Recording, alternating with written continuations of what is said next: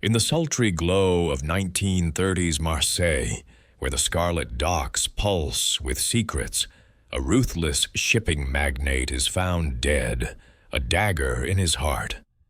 Hercule Poirot, the master of deduction, steps into a web of deception, smuggled antiquities, broken alibis, and hidden betrayals. A cold widow, a desperate nephew, a scorned lover, a vengeful ex-partner. Each harbors a motive, each hides a lie. As clues unravel from a torn manifest to a blood-stained scarf, danger strikes, and Poirot's life hangs in the balance. Can his little gray cells unmask the killer before the crimson tide claims another victim? Dive into a mystery where every shadow conceals a truth. Chapter 1. The Crimson Tide.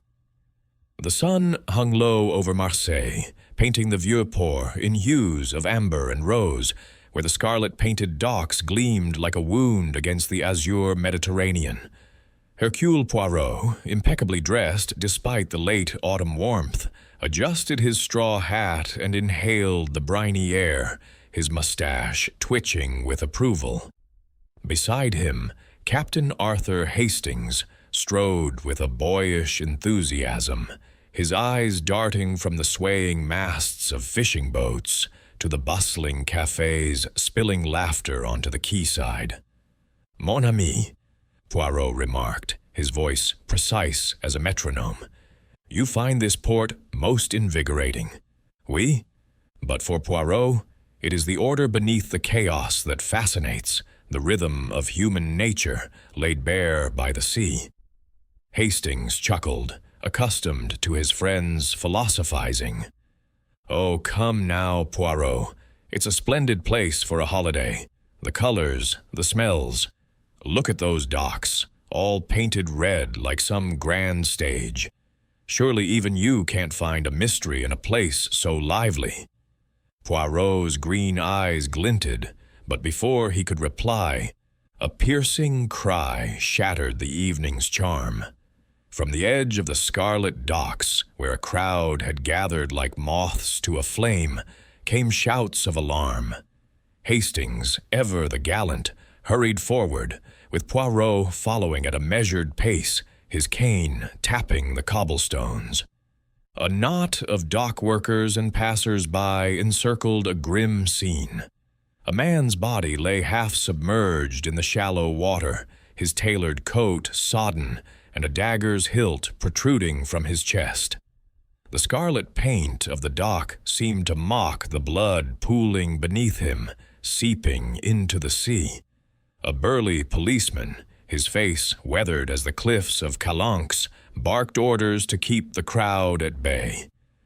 "Stand back, messieurs, mesdames," he bellowed. "This is a matter for the Marseille police." Poirot, undeterred by the chaos, stepped forward with an air of quiet authority. "Pardon, Monsieur l'Agent. I am Hercule Poirot, formerly of the Belgian police. May I be of assistance?"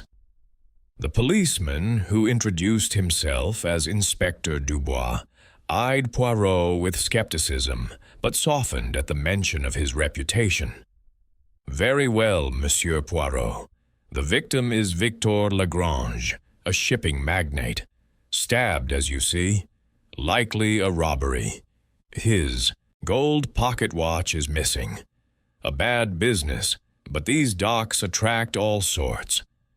Poirot knelt beside the body, his gloved fingers hovering near the dagger without touching it.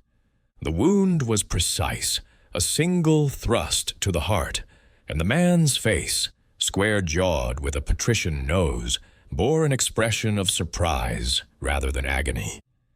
"Curieux," Poirot murmured. "A robber, you say, Inspector? Yet the wallet remains in his pocket, and the dagger is no common blade. See the ivory handle, most distinctive." Hastings, peering over Poirot's shoulder, shuddered.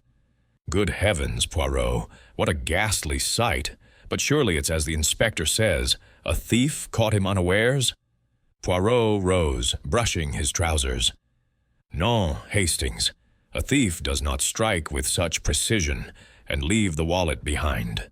This is a crime of intention, not of chance. The little gray cells, they begin to work.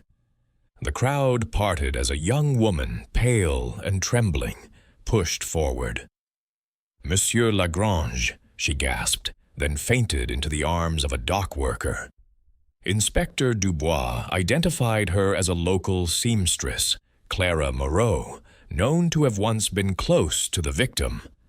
Poirot noted her reaction with interest, his eyes narrowing as he scanned the faces around him. Curious onlookers, grim-faced sailors, and a few well-dressed figures who seemed out of place. At a nearby café, Le Poisson Rouge, Poirot and Hastings settled at a table overlooking the docks, the scent of espresso mingling with the tang of the sea. Over a demi-tasse, Poirot listened as Hastings recounted local gossip he'd gleaned from a chatty waiter.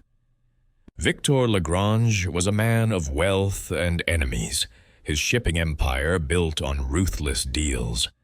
Rivals resented his dominance. A former partner named René Bouchard had recently been released from prison after Lagrange's testimony, and whispers spoke of a jilted lover scorned by his marriage to the young Marie Lagrange. "Mon ami," Poirot said, tapping his spoon against the cup.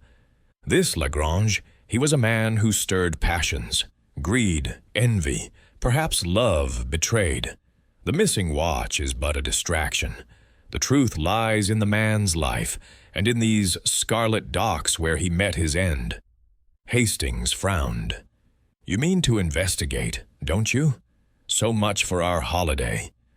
Poirot smiled, a gleam of anticipation in his eyes. "Holiday? No, Hastings.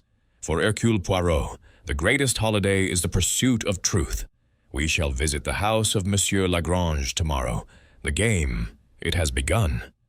As the sun dipped below the horizon, casting long shadows across the crimson tide of the docks, Poirot sipped his coffee, his mind already weaving a tapestry of motives and secrets, each thread leading inexorably to a killer. Chapter 2. The House of Shadows. The morning sun cast a golden haze over Marseille, but the Lagrange villa, perched on a cliff overlooking the Vieux Port, seemed to defy its warmth. The mansion, with its whitewashed walls and wrought-iron balconies, exuded an air of faded grandeur, as if it harbored secrets in its shadowed corners. Hercule Poirot, his patent leather shoes gleaming despite the dusty path, paused at the iron gates, his green eyes scanning the facade. Beside him, Captain Hastings adjusted his tie, visibly eager to delve into the investigation. "Poirot, this place is magnificent," Hastings exclaimed, gesturing at the sprawling gardens, where bougainvillea spilled over stone walls. "Though I must say it feels rather foreboding, don't you think?" "Précisément, mon ami," Poirot replied, his voice soft but sharp. "A house such as this, it is a stage for human drama. The passions, the betrayals, they leave their mark, no? Let us see what shadows lurk within." A dour butler ushered them into a marble-floored hall, where a grand staircase spiraled upward, its banister carved with nautical motifs. Poirot's gaze lingered on a portrait of Victor Lagrange, stern and imposing, his dark eyes seeming to follow them. The air carried the faint scent of lavender and wax, undercut by something metallic, almost imperceptible. Poirot's mustache twitched. He filed the observation away. They were led to a drawing room where the household awaited, each figure a study in contrast. Marie Lagrange, the widow, sat by a window, her blonde hair catching the light like a halo. Her silk dress, though mourning black, was cut with a Parisian elegance that spoke of wealth rather than grief. Her eyes, a cool blue, met Poirot's with a flicker of curiosity, but no warmth. Etienne Dubois, Victor's nephew, lounged against a mantelpiece, his handsome features marred by a nervous tic at the corner of his mouth. Clara Moreau, the former mistress, stood apart, her plain wool dress and tightly pinned hair a stark contrast to Marie's refinement. Her fingers twisted a handkerchief, betraying agitation.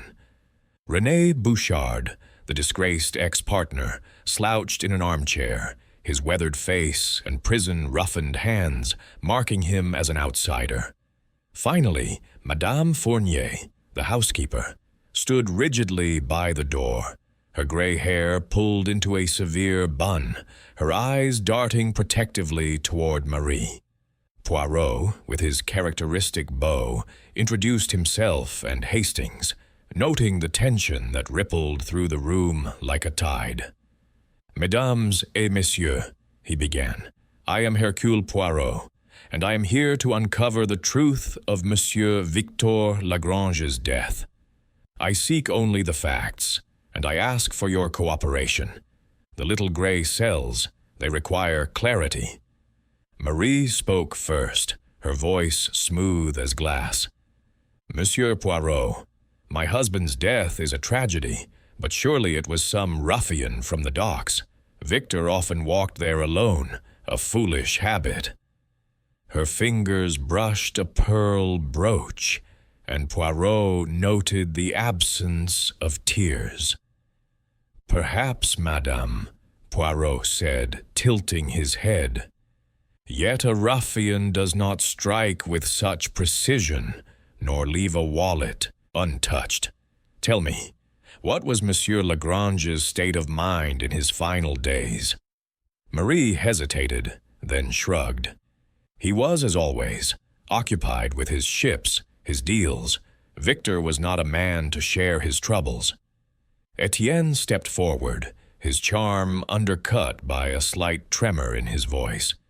"Uncle Victor was under pressure, Monsieur Poirot. The shipping trade is cutthroat, and he had rivals. But he was strong, unshakable. I was at a card game that night, nowhere near the docks." Poirot's eyes gleamed. "A card game, Monsieur Dubois? Most interesting. And you, Mademoiselle Moreau?" He turned to Clara, who flinched as if struck. I was at home, sewing," Clara stammered, her cheeks flushing. "Victor and we parted ways years ago.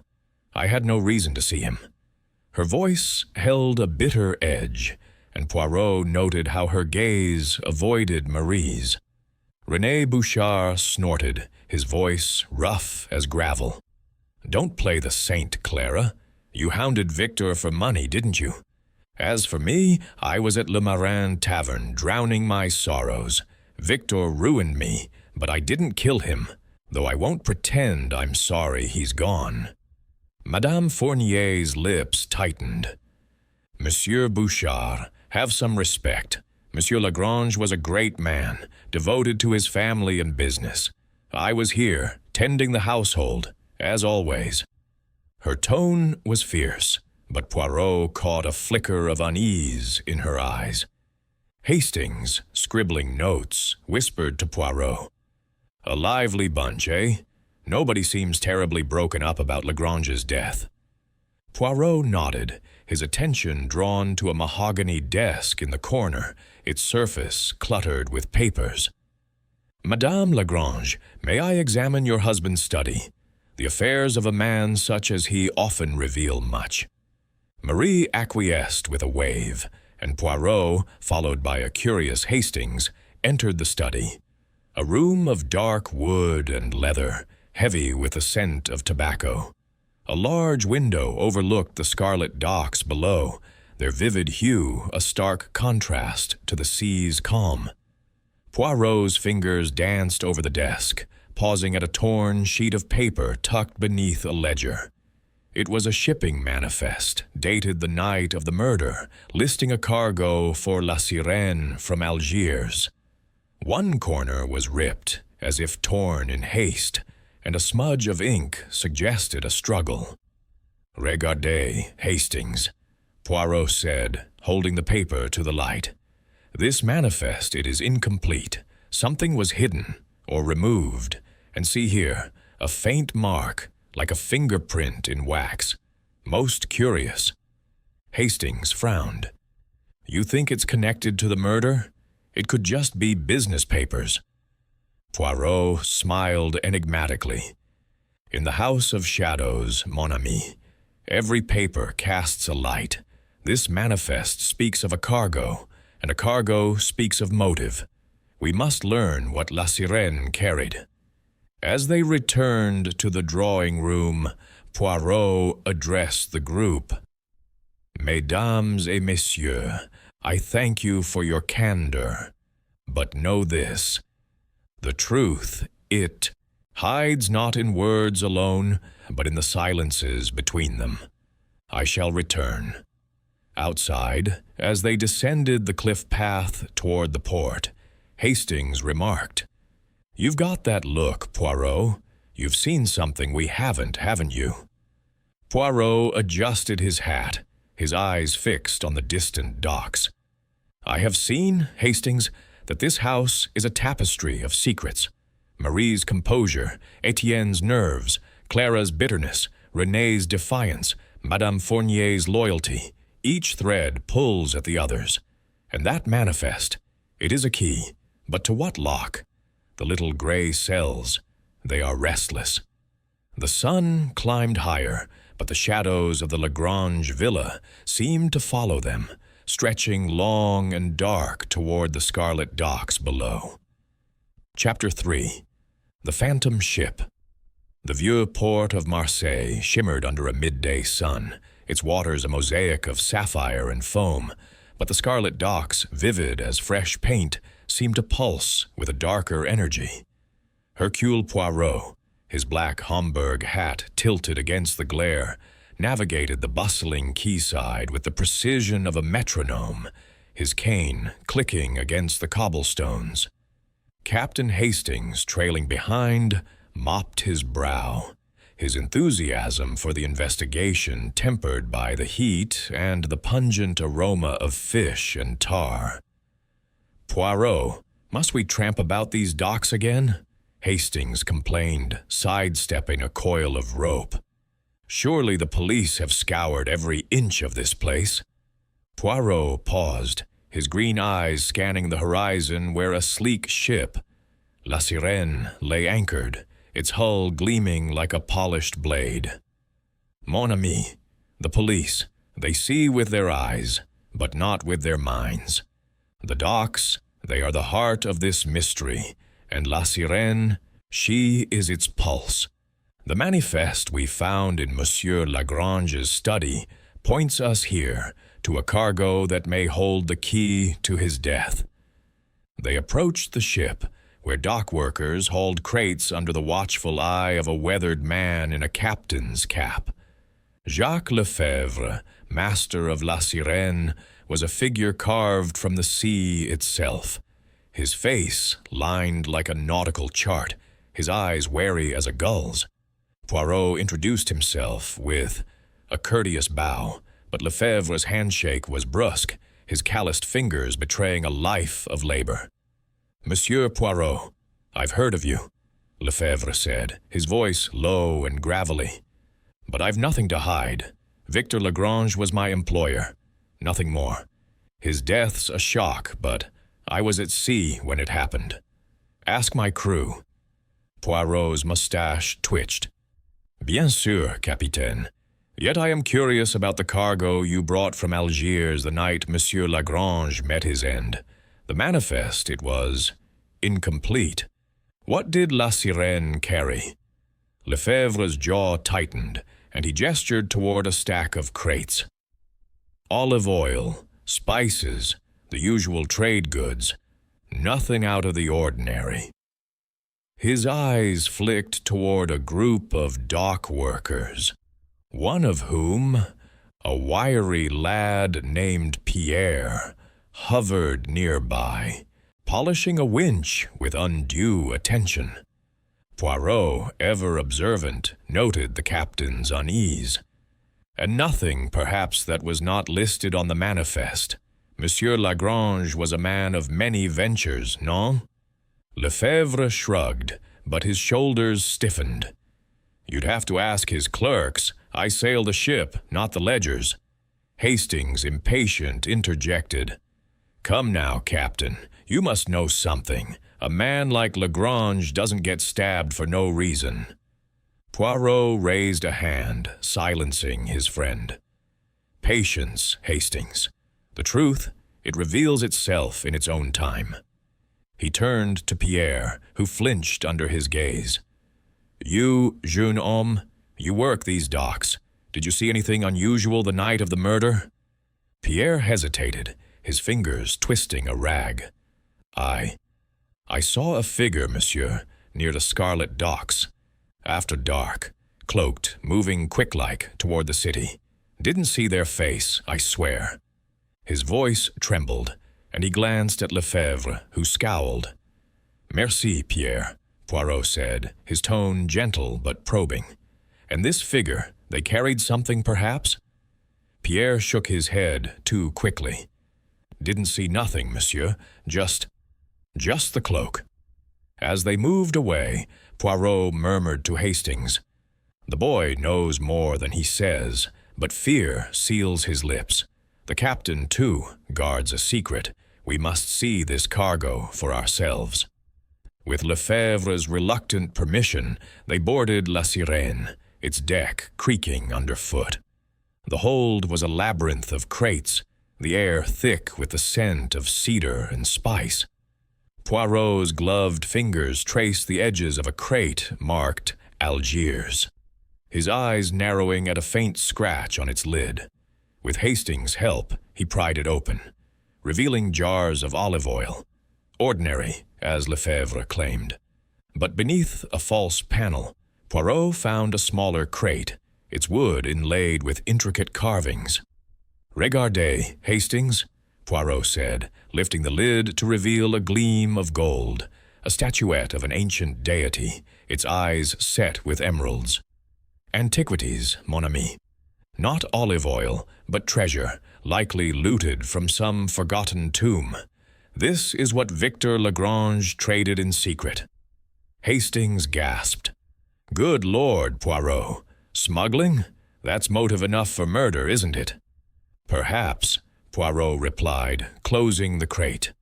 But motive alone does not a murderer make. We must learn who knew of this cargo, and who profited.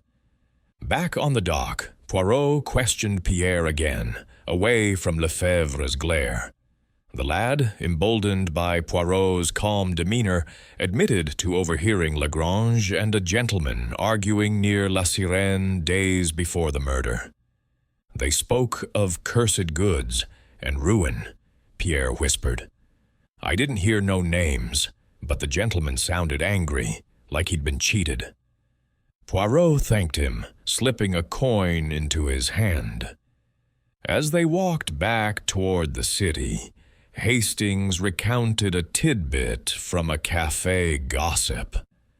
Clara Moreau had been seen near Lagrange's office, demanding payment for past wrongs. Could she be involved in this smuggling business? Hastings wondered aloud. Poirot's eyes gleamed. Clara, oui, she is a piece of the puzzle, but not the whole picture. Her anger is personal, not mercantile. No, Hastings, we must look to those who stood to gain or lose from these antiquities. They paused by the Scarlet docks, where the scratches Poirot had noted on the night of the murder caught his eye again. Kneeling, he examined the marks, shallow, irregular, as if something heavy had been dragged across the paint. These scratches, he mused, they tell a story. A body, perhaps, moved to the water's edge. But why here? On these vivid docks? The killer chose this spot with purpose. Hastings shivered despite the sun. You make it sound like a stage, Poirot. Précisément, Poirot said, rising. A stage where the killer played their part, but the script, it is incomplete. We must return to La Sirène and its secrets, for the phantom ship carries more than treasure. It carries the truth. As they left the docks, the shadow of La Sirène loomed over the water, its silhouette a silent witness to the crime that had stained the Scarlet docks red. Chapter 4. The Alibi Unraveled. The Marseille afternoon draped the city in a sultry haze, the Vieux-Port's scarlet docks shimmering like a mirage. Hercule Poirot, his linen suit pristine despite the heat, sat at a small table in the police station, a modest building tucked behind the quayside. His fingers drummed lightly on a dossier provided by Inspector Dubois, whose broad frame loomed nearby, his face etched with the weariness of a man accustomed to Marseille's darker tides. Captain Hastings, perched on a rickety chair, fanned himself with a newspaper, his brow furrowed as he listened to the inspector's report. "Poirot, this case grows murkier by the hour," Hastings said, tossing the paper aside. "Smuggling antiquities, a cloaked figure, and now we're chasing alibis. It's like trying to catch fog." Poirot's green eyes twinkled. "Non, mon ami. Fog disperses with the light of logic. The alibis, they are the threads of our tapestry. If one frays, the pattern unravels. Inspector, s'il vous plaît, share what you have learned." Inspector Dubois cleared his throat, flipping open the dossier. "We've checked the alibis from the night of Lagrange's murder, as you requested, Monsieur Poirot. Marie Lagrange was at a charity gala at the Hôtel de Ville, but witnesses say she left early, around 9, before the murder, estimated at 10. Etienne Dubois claims he was at a card game in La Joliette, but his friends are vague on the timing. Clara Moreau says she was home sewing, yet her neighbor saw her leave after dusk. René Bouchard was at Le Marin Taverne, but the barmaid swears he slipped out for an hour. Only Madame Fournier's story holds. She was seen at the villa by a delivery boy." Poirot leaned forward, his mustache quivering with interest. "Most illuminating, Inspector. An alibi, it is like a house of cards, beautiful until one card slips. Let us test these foundations." Their first stop was the Hôtel de Ville, a grand edifice where the gala had drawn Marseille's elite. The concierge, a wiry man with a penchant for gossip, confirmed Marie's presence, resplendent in black silk, but noted her departure at 8:30, claiming a headache. "She left alone, monsieur," he said, polishing a brass knob. "Seemed in a hurry, not like a grieving widow-to-be." Poirot's eyes narrowed. "And did she return to the villa or elsewhere?" The concierge shrugged. "Didn't see her after that, but she's a cool one, Madame Lagrange. Never shed a tear, even when the news broke." Hastings scribbled in his notebook, muttering, "A widow who doesn't grieve. Sounds suspicious to me." "Patience, Hastings," Poirot said, tapping his cane. "Suspicion is not proof. Let us visit Le Marin Tavern." The tavern, a dimly lit den near the docks, reeked of stale wine and tobacco.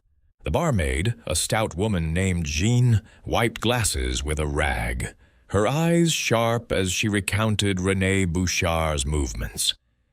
"He was here, all right, drinking like a man with a grudge, but he left around 9:30, said he needed air, came back later, jumpy as a cat." Poirot nodded, his gaze drifting to a corner table where a group of sailors played cards. "And did Monsieur Bouchard speak of Victor Lagrange?" Jean snorted. "Spoke? Cursed his name, more like. Said Lagrange ruined him, sent him to prison. But murder? I don't know about that." As they left, Hastings whispered, "René's got motive, Poirot, and that gap in his alibi. Plenty of time to slip to the docks." "Oui, but motive is common in Marseille," Poirot replied. "We must seek precision." Their next inquiry took them to La Joliette, where Etienne's card game had taken place in a smoky back room of a cafe. The players, a trio of merchants, were evasive, their stories muddled. Etienne was here, one said, avoiding Poirot's gaze. Played till late, I think. Can't recall exactly. Poirot's smile was thin. Memory, it is a fragile thing, no? Yet time, it is precise. I thank you, monsieur. Clara Moreau's tenement, a narrow building in a crooked alley, was their next stop. Her neighbor, an elderly woman with a sharp tongue, confirmed seeing Clara leave her apartment around 8, returning after 11. She looked furtive, like she was up to no good, the woman said, peering through her curtains. Always trouble, that one, ever since she tangled with Lagrange. Poirot thanked her, his mind turning like a well-oiled machine. At Clara's door they found her pale and defiant, her sewing scattered across a table. "I told you I was home," she snapped. "Why do you hound me?" "Because, mademoiselle," Poirot said gently, "the truth does not hide behind stitches. Where did you go that night?" Clara's eyes flashed. "Nowhere. I stepped out for thread, that's all." Poirot noted her trembling hands but pressed no further. As they left, Hastings said, "She's lying, Poirot. And René, Etienne, none of their stories hold water." "Exactement," Poirot agreed. "But Madame Fournier's alibi, it is too perfect. Let us return to the villa." At the Lagrange villa, Madame Fournier greeted them with icy courtesy, her hands folded tightly. "I was here, as I said," she insisted. "The boy who delivered firewood saw me. Why do you question my word?" Poirot's gaze softened, but his voice was firm. "Because, madame, loyalty can blind as well as bind. Did Monsieur Lagrange receive visitors that night?" Her lips pursed. "No one. He left for the docks alone." As they departed, Poirot paused by the villa's gate, his eyes drawn to a glint in the gravel. A pawn ticket, half buried. He retrieved it, his gloved fingers careful. "Hastings, regardez. A ticket from a pawn shop in the Panier district. And the item? A gold pocket watch, inscribed with VL. Hastings gasped. "Lagrange's watch, but who pawned it?" Poirot's eyes gleamed. "The pawnbroker will tell us. Come." The Panier district, a maze of narrow streets, led them to a grimy pawn shop. The owner, a gaunt man with shifty eyes, examined the ticket. "A young man brought it 2 days ago, fair hair, nervous-like, paid well to keep quiet." "Etienne," Hastings whispered. "It fits his description." Poirot nodded, pocketing the ticket. "A thread unravels, mon ami. But is it the killer's or a distraction? The watch, it is a clue, but not the heart of the matter." As they returned to the port, the Scarlet docks glowed under the setting sun, their hue a silent echo of the crime. Poirot paused, his cane tracing the scratches from the murder night. The alibis, they crumble like sand. Marie, Etienne, Clara, René, each hides something. But the why, the how, it lies in the shadows of La Sirène and its cursed cargo. Hastings shivered. "You're building a case, Poirot, but it's still a tangle. What's next?" Poirot smiled, his eyes fixed on the horizon. "Next, mon ami, we board the phantom ship once more. The truth, it waits in the hold." Chapter 5. The Secret of the Cargo. The Marseille dusk painted the Vieux Port in shades of violet, the Scarlet docks now a muted crimson under the fading light. Hercule Poirot, his silhouette sharp against the twilight, stood at the gangway of La Sirène, his eyes fixed on the ship's looming hull. The air carried the tang of salt and tar, mingled with a faint, exotic sweetness that piqued his curiosity. Captain Hastings, adjusting his hat against a sudden breeze, followed with a mix of anticipation and unease, his mind still reeling from the unraveling alibis. "Poirot, are we really going back aboard that ship?" Hastings asked, glancing at the shadowed deck. "Those antiquities gave me the creeps last time. Smuggling's a dirty business, and I'll wager it's at the heart of this murder." Poirot's mustache curved slightly. "You are not wrong, mon ami, but the heart of a crime is rarely so simple. The antiquities, they are a motive, oui, but the killer's hand is guided by something deeper, greed, perhaps, or betrayal. Let us uncover what La Sirène hides." They were met by Captain Jacques Lefebvre, whose weathered face was taut with reluctance. His eyes darted to the dock workers unloading crates, their movements hurried under the dim glow of lanterns. "Monsieur Poirot, I told you all I know," Lefebvre said, his voice clipped. "The cargo's been inspected. Olive oil, spices, nothing more." Poirot's gaze was unyielding. "And yet, Capitaine, we found a statuette of considerable value last time. I wish to see the hold again. The truth, it does not hide so easily." With a grudging nod, Lefebvre led them below deck, where the hold's air was thick with the scent of cedar and something sharper, perhaps resin. The crates were stacked high, but Poirot's attention fixed on one set apart, its lid slightly askew. He knelt, his gloved fingers tracing a faint seam in the wood, and with Hastings' assistance, opened it to reveal more antiquities: a jade amulet, a bronze dagger, and a tablet inscribed with ancient script. Beneath them, concealed in a false bottom, lay a leather-bound ledger, its pages filled with cryptic entries, dates, sums, and initials. "Regardez, Hastings," Poirot said, holding the ledger aloft. "Payments to an unknown party, marked AF. This is no mere record of trade. It is the shadow of a conspiracy." Hastings peered over his shoulder, his brow furrowed. "AF? Could it be one of our suspects? And look, some entries are dated just before Lagrange's death. This could be the motive." Poirot nodded, slipping the ledger into his coat. "Perhaps, but we must tread carefully. The initials, they may be a name or a code. Let us confront those who knew of this cargo." They returned to the Lagrange villa, where the drawing room was bathed in the glow of a single chandelier, casting long shadows across the faces of the assembled suspects.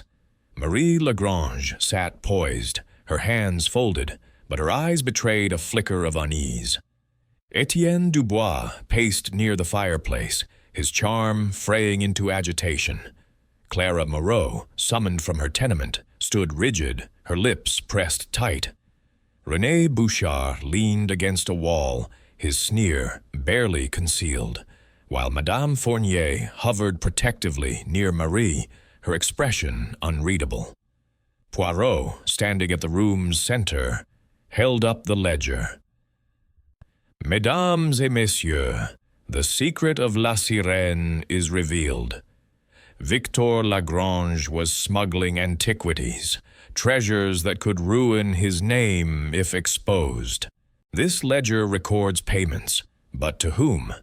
I ask you now, what did you know of this trade?" Marie's voice was cool, her gaze steady. "Victor dealt in many things, Monsieur Poirot.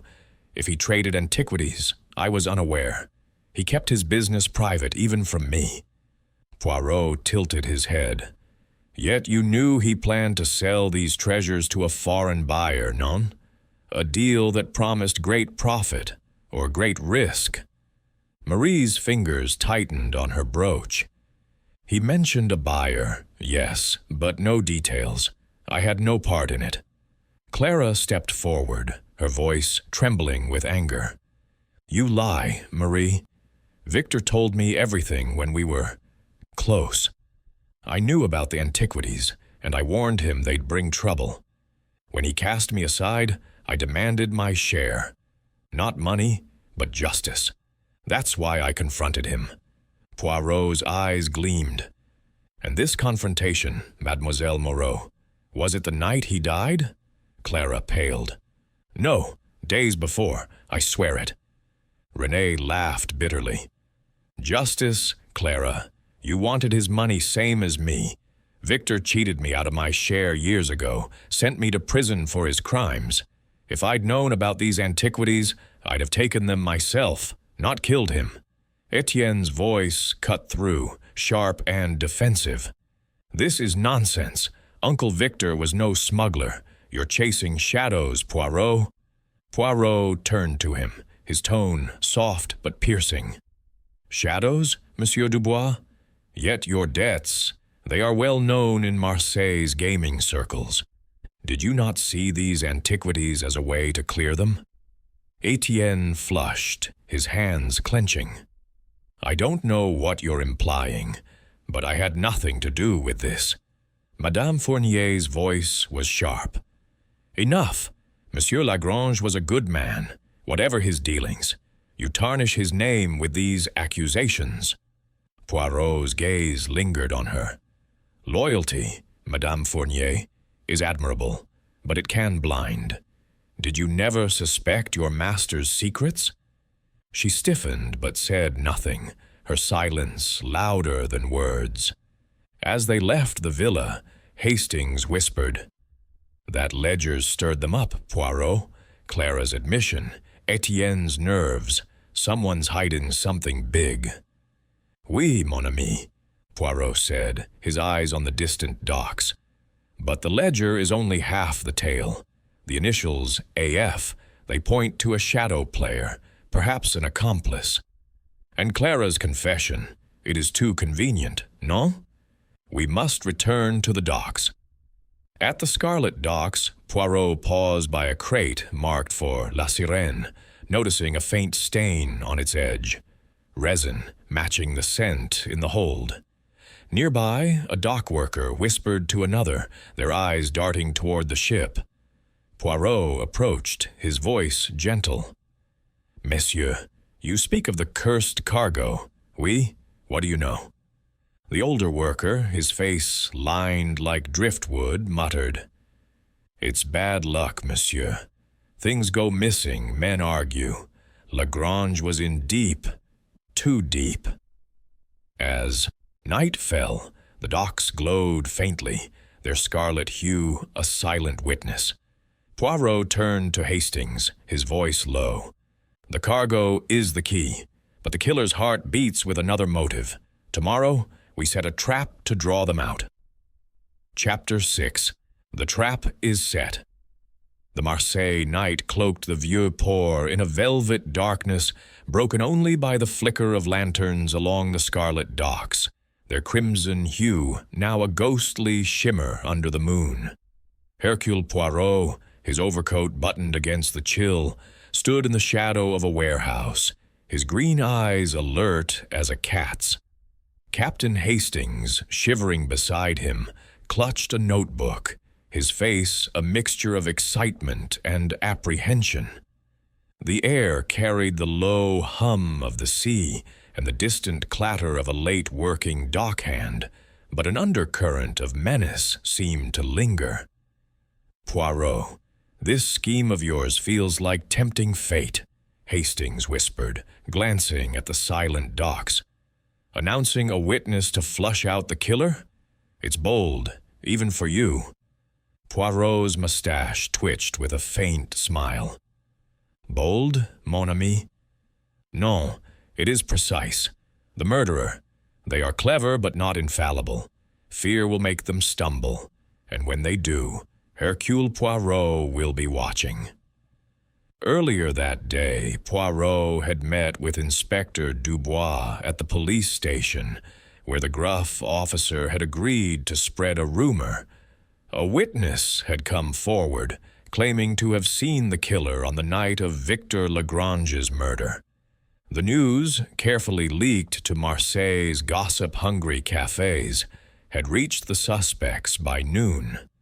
Now, Poirot planned a gathering at the Lagrange villa to observe their reactions, hoping to provoke a revealing misstep. At the villa, the drawing room was a stage of strained civility, the chandelier casting jagged shadows across the faces of the assembled. Marie Lagrange sat in an armchair, her posture regal, but her fingers betraying a nervous rhythm on the armrest. Etienne Dubois stood by a window, his face pale, his eyes darting to the door. Clara Moreau, summoned once more, clutched a shawl, her expression a mix of defiance and fear. René Bouchard slouched against a bookcase, his smirk gone, replaced by a wary scowl. Madame Fournier, ever the sentinel, hovered near the door, her hands clasped tightly. Poirot, standing with his hands behind his back, addressed the room with calm authority. Mesdames et messieurs, I have news. The police have a witness who saw the murderer on the Scarlet docks. This person, they are prepared to speak. I ask you now, does this trouble you? A ripple of unease passed through the room. Marie's lips parted, but she said nothing, her eyes narrowing. Etienne's hand shook as he lit a cigarette, the match flaring briefly. "A witness?" he said, his voice too loud. "That's impossible. I was at my card game, as I told you." Clara's shawl slipped, her voice sharp. "It's a trick, isn't it? You're trying to scare us into confessing something we didn't do." René's laugh was harsh. "Scare us? I've faced worse than your games, Poirot. I was at the tavern, and no witness will say otherwise." Madame Fournier's voice cut through, low and firm. "This is indecent, Monsieur Poirot. Monsieur Lagrange deserves justice, not theatrics." Poirot's gaze lingered on each face, his mind cataloguing their reactions. "Theatrics, Madame Fournier? No, this is the pursuit of truth. The witness, they saw more than you think. A cloaked figure, perhaps, or a glint of steel in the moonlight." As the group dispersed, Poirot noted Etienne's hurried exit and Clara's whispered exchange with Marie, too low to hear. Hastings, scribbling notes, murmured, "They're rattled, Poirot." Etienne looked ready to bolt. "Oui, but it is the quiet ones we must watch," Poirot replied. Marie's silence, Madame Fournier's indignation, they speak as loudly as Etienne's nerves. To test Clara further, Poirot and Hastings visited her tenement, where a search, approved by Inspector Dubois, uncovered a blood-stained scarf hidden in a sewing basket. Clara, confronted, gasped, her eyes wide. "That's not mine. I swear someone put it there." Poirot examined the scarf, its crimson stain stark against the white linen. "Curieux," he said softly. "The blood, it is fresh, yet the murder was days ago. A plant, perhaps, to divert suspicion." Hastings frowned. "A frame-up? But who would do that?" Poirot's eyes gleamed. "Someone who fears the net is closing, mon ami, but this scarf, it is too obvious. The killer is cleverer than this." That night, Poirot insisted on returning to the Scarlet docks, sensing the trap was working. As they approached La Sirène, the air grew heavy, the silence broken by a sudden creak above. Instinctively, Poirot pushed Hastings aside as a heavy crate, loosened from a stack, crashed to the ground, splintering inches from where they stood. Dust rose in a cloud, and a shadow flitted into the darkness. Hastings, shaken, gasped, "Good Lord, Poirot, that was meant for you." Poirot, brushing his coat, nodded grimly. "Oui, the killer grows desperate. This attack, it confirms our witness has struck a nerve. We are close, Hastings, very close." At the police station, Inspector Dubois joined them, his face grim. "No one saw who loosened that crate, but the dock workers swear it was secure an hour ago. You're stirring a hornet's nest, Monsieur Poirot." "Bon," Poirot said, his voice steady. "Let the hornets buzz. Tomorrow we gather all at the docks for the final act. The killer will not escape the light of truth." As they left, Hastings noticed a scrap of paper caught in the crate's wreckage, a torn note with the initials AF scrawled in haste. "Another clue, Poirot, the same initials as the ledger." Poirot pocketed the note, his expression unreadable. "The threads tighten, mon ami. AF is no phantom, but a key, too. The motive. We must prepare for tomorrow, for the killer will strike again if we falter." The Scarlet docks lay quiet under the moon, their hue a silent echo of the violence they had witnessed. Poirot, undeterred, walked with purpose, his mind weaving the clues, ledger, scarf, note, scratches, into a pattern only his little gray cells could unravel. Chapter 7. The Truth Unveiled. The Marseille dawn broke over the Vieux Port, casting a pale glow on the Scarlet docks, their crimson hue now softened by mist rolling in from the Mediterranean. Hercule Poirot stood at the water's edge, his silhouette sharp against the shimmering sea, his black overcoat buttoned against the morning chill. Captain Hastings, rubbing sleep from his eyes, stood beside him, his breath visible in the cool air. The docks were silent save for the lap of waves and the creak of La Sirene's hull, anchored nearby like a silent sentinel. "Poirot, this early hour feels like a stage for your grand finale," Hastings said, his voice hushed. "You're certain the killer will show their hand here?" Poirot's green eyes gleamed, his mustache curling with a faint smile. "Certain, mon ami? Non, I am assured. The little gray cells, they have woven the threads, ledger, scarf, scratches, initials, into a tapestry of truth. Today the curtain rises, and the killer will face the light." Inspector Dubois had assembled the suspects at Poirot's request, and they gathered near a stack of crates by the Scarlet docks, their faces etched with tension. Marie Lagrange stood apart, her black veil a stark contrast to her pale complexion, her eyes wary. Etienne Dubois shifted restlessly, his hands thrust into his pockets. Clara Moreau clutched her shawl, her gaze darting between the others. René Bouchard leaned against a crate, his defiance tempered by unease. Madame Fournier, rigid as ever, hovered near Marie, her expression a mask of stoic loyalty. Dubois' men stood ready, their presence a silent promise of justice. Poirot stepped forward, his voice clear and commanding. "Mesdames et messieurs, we stand where Victor Lagrange met his end, stabbed with precision on these Scarlet docks. You have all been questioned, your alibis tested, your motives laid bare. Now, Hercule Poirot will reveal the truth." A murmur rippled through the group, but Poirot raised a hand, silencing them. "Let us begin with the crime. Victor Lagrange was no mere victim of robbery. His wallet was untouched, his gold watch a deliberate distraction. The dagger, with its ivory handle, was no thief's weapon, but one of purpose. The scratches on the dock marked where his body was dragged to the water, a calculated act to stage a crime. He turned to the suspects, his gaze piercing. "Each of you had reason to hate Victor Lagrange. Madame Lagrange, your marriage was cold, your husband's wealth your only bond.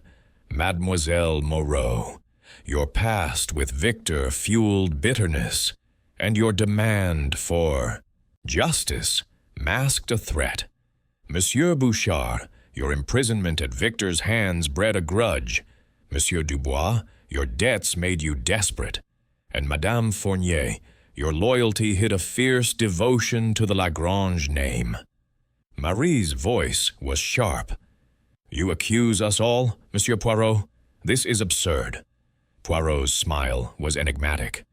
Non, madame, I accuse one. Let us unravel the clues. The torn manifest in Victor's study pointed to La Sirene's cargo, antiquities smuggled from Algiers. The ledger, with its payments to AF, revealed a secret partner. The blood-stained scarf in Mademoiselle Moreau's home was a clumsy attempt to frame her. The pawned watch, traced to a man matching Monsieur Dubois' description, suggested guilt. And last night, a crate nearly crushed me, a desperate act to silence my inquiry. Etienne's face flushed.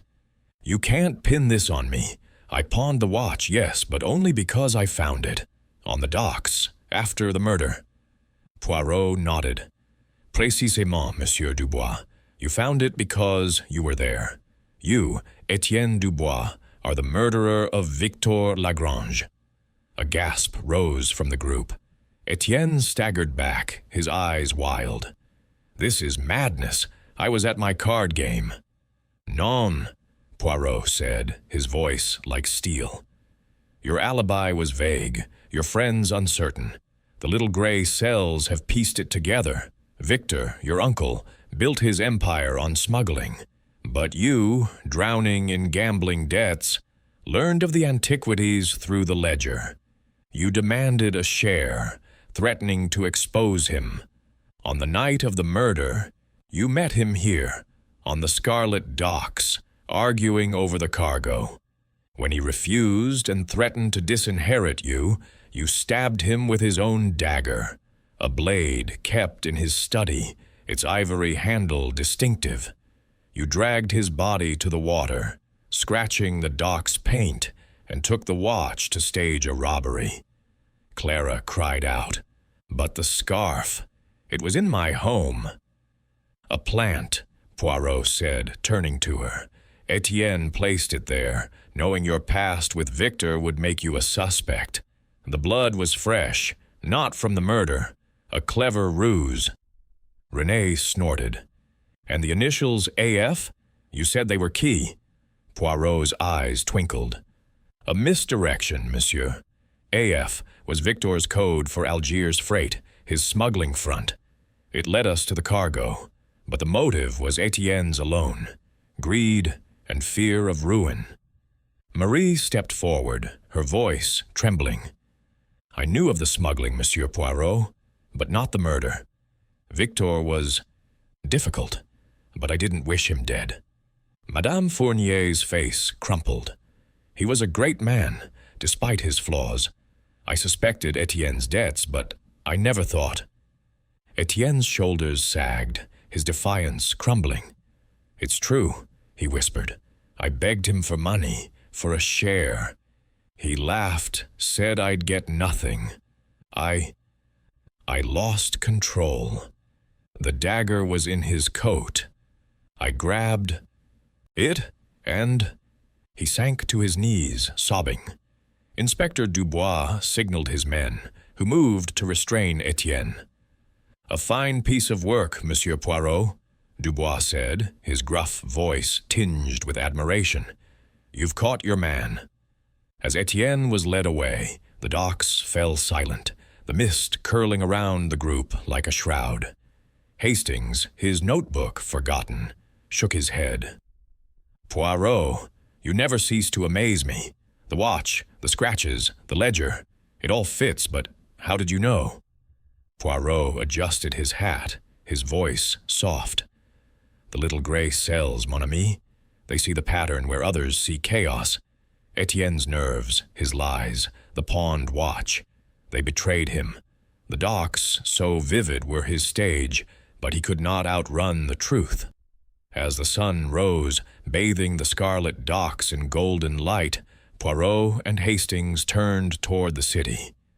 "Come, Hastings," Poirot said, his step light. "Marseille has shown us its shadows, but now we seek the sun. A café, perhaps, and a tisane to celebrate the triumph of order." Hastings chuckled, following his friend. A holiday at last, eh? Poirot's smile was serene. For Hercule Poirot, mon ami, the holiday is the pursuit of justice.